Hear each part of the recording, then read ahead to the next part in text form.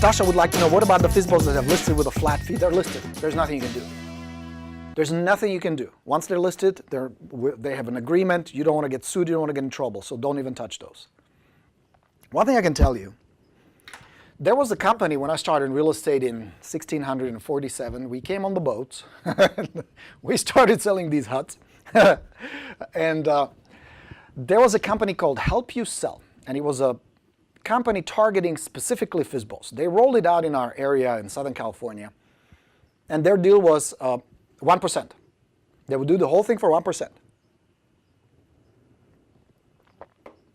And I remember talking to a couple of other agents. We were having a cup of coffee and we were chatting.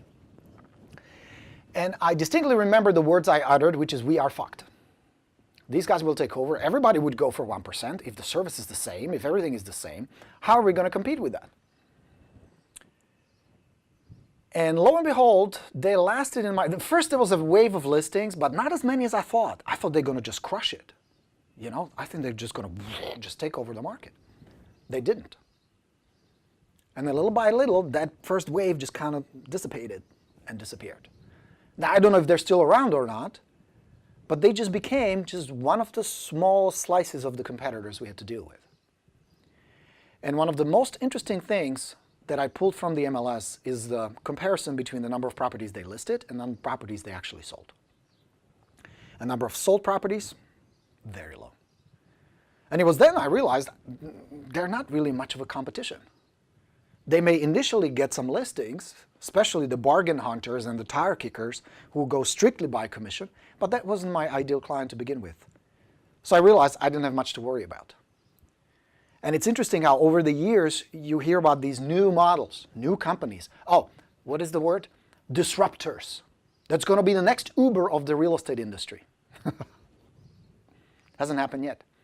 Industry has evolved, clearly. Tons of things have changed, obviously. But the core of it stays the same. And you guys freak out every time somebody rolls out the disruptive new technology. And I tell you, stay cool. It's all good. There will always be a room for people like you. Because the transaction, the complexity of putting a deal like a real estate deal together is not like buying a car or buying a new pair of sneakers. It's very emotional, it's very difficult, it's very complicated. And people do need hand-holding. Yes, with the tools and gadgets we have now. They're essential now. But behind it all needs to be a skilled, professional, confident person who can walk them through the whole minefield. And that's you. But they need to perceive you as such. Going back to your marketing, appearance, and communication must be congruent with that. Where back in the days in 1674, when I was in real estate, it was a lot of slick talking. We didn't have as many fancy tools. But it was the traditional selling approach still taught by Tommy Hopkins and Earl Nightingale and all these guys, and Mike Ferry. Where today people would be like, seriously? Really? You're going to insult me with that kind of sales line? Get the fuck out of here. You understand? So it requires a more human, more layered, and more authentic approach. You can still be selling, and you must be. You can still be confident, and you must be. You must influence people and guide them. You just don't manipulate. You're not an asshole to them. And they'll be cool to you. Okay?